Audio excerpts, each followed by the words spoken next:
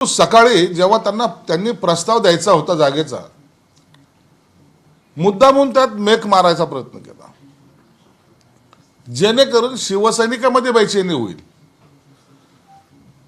शिवसेनेच्या जागा सोडल्या गेल्या असं चित्र तयार होईल। आणि तसा प्रस्ताव त्यांनी माझ्याकडे काल दुपारी 4:30 वाजता आणला होता। आज जे रात्री ठरलंय त्याच्यामध्ये चेंजेस कशाला? नाही, आमचे कार्यकर्ते नाराज होतील ही अशी त्यांची जी काही भूमिका होती। याचाच अर्थ होता एकीकडे त्यांच्या उमेदवाराला फॉर्म भरायला सांगणे आणि दुसरीकडे युतीच्या चर्चा चालू आहेत असं दाखवणं।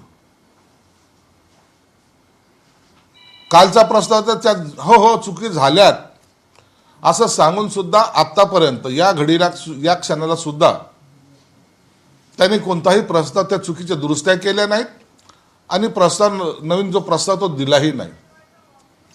म्हणून आम्ही जे काही आग्रही होतो त्या भूमिकेला त्यांनी तडा दिलाय।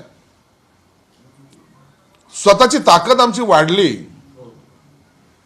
आम्ही काही करू शकतो हा जो त्यांच्या मनामध्ये जो काही म्हणजे अहंकार आहे,